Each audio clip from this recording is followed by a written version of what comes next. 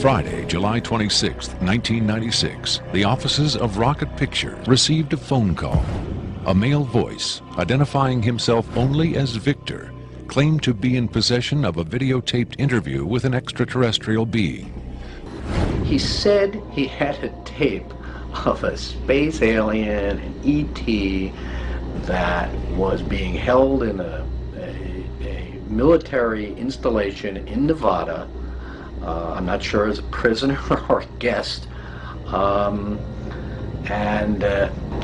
he had this on tape. I made it very clear to Victor that his credibility was the entire issue here. And that everybody's going to think this is a hoax. And that how are they going to possibly verify this? What he said was, you can do anything you want in terms of verified, any type of due diligence. He will answer whatever questions put forward. He just did not want his face and his real name revealed. The room is secure, Mr. President. Or is it? Sir? What if the aliens could take over human bodies? They look just like us? Or almost? And I never thought of that, sir. We should be on alert for anything suspicious. They could be anywhere. Even... right here. We'd never see the attack coming. It's happening! I knew it! You'll never take me alive!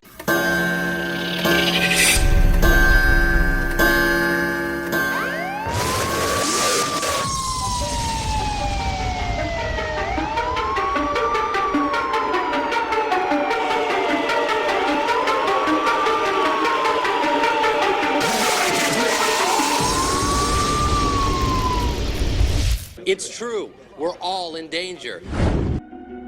What is your occupation at Area 51? I won't answer that.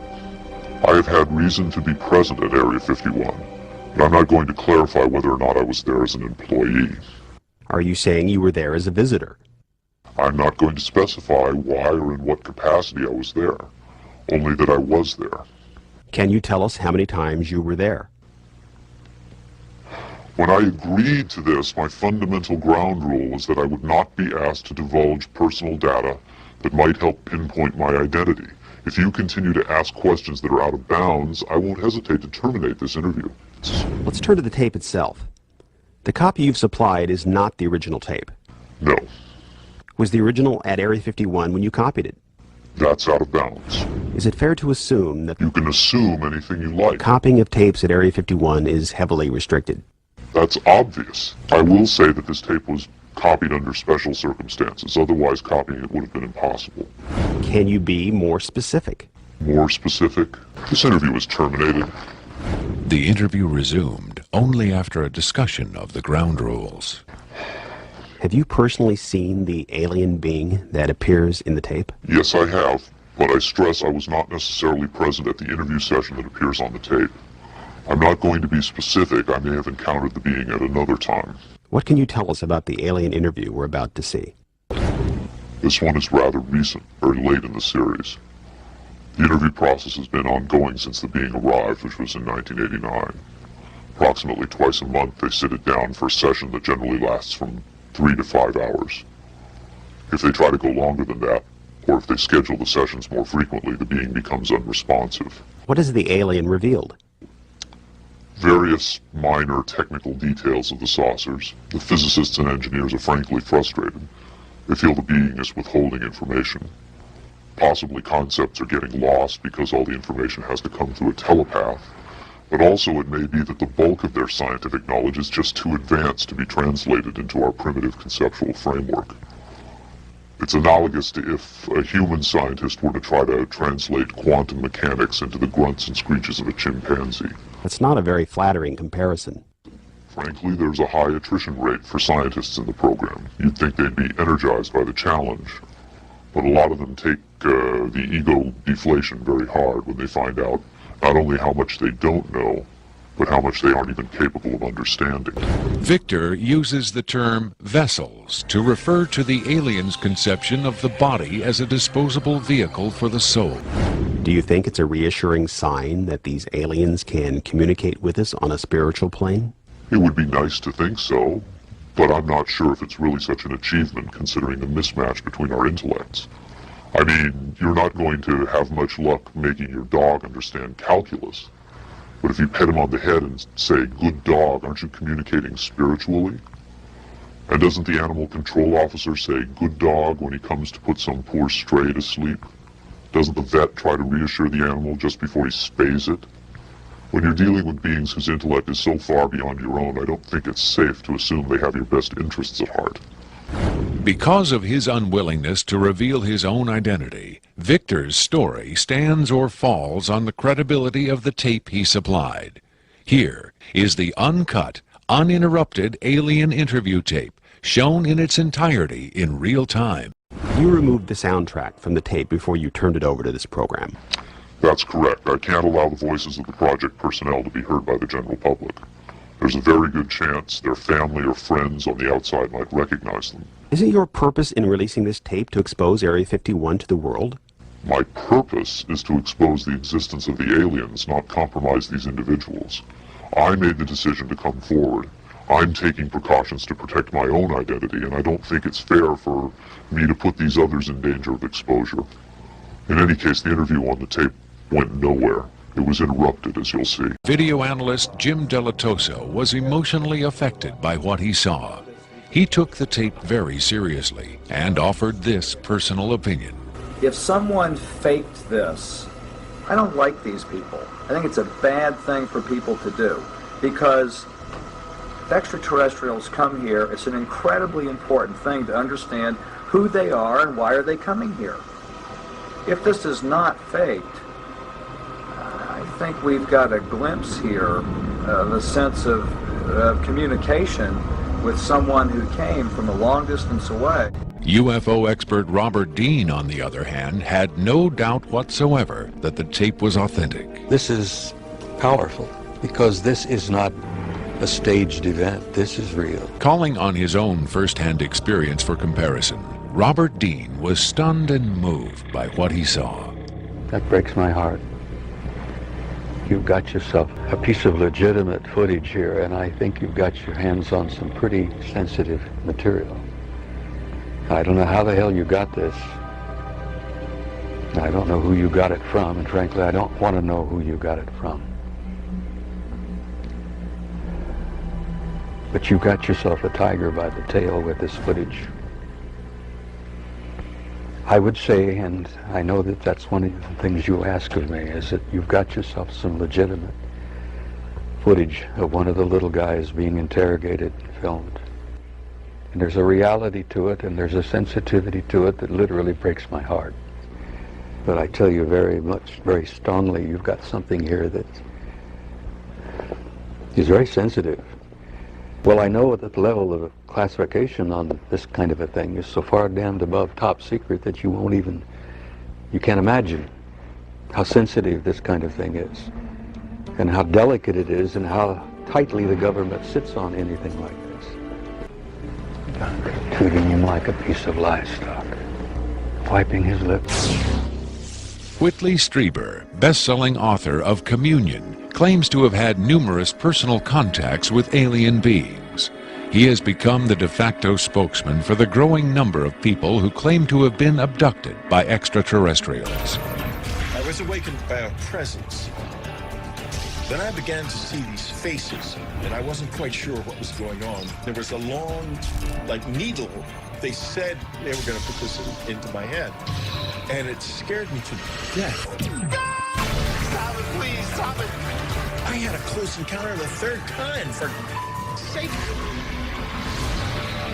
The nationally syndicated television program Strange Universe asked Strieber and several other abductees to view the alien interview tape.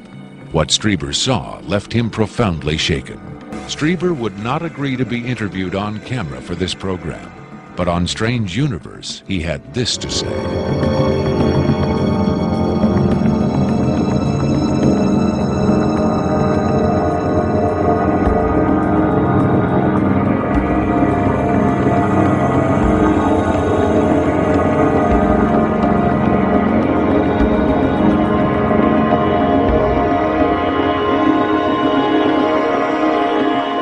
On May 23, 1997, Victor gave a radio interview on the nationally syndicated show Coast to Coast AM with Art Bell. Speaking by telephone from an unknown location, Victor answered questions from host Art Bell and his guest, UFO expert Sean Morton. Let's see if we've got Victor on the line. Victor, are you there? I'm here. Welcome to the program, Victor. Afterwards, this is what Bell and Morton had to say about Victor's credibility. What a hell of an interview, huh? Boy, oh boy, talk about making history on the radio. It was, as far as I could tell, he answered every question properly, as far as exactly where the locations are, to the descriptions of the the transports, the 737s, to the CTS-43s, the retinal scans, the 5 levels at S4. A veteran of countless controversial interviews, Art Bell still found himself impressed by his encounter with Victor. In the first, I think, half hour, I sensed that I was getting a kind of a runaround, or that I was not satisfied with the quality of the answers that I was being given.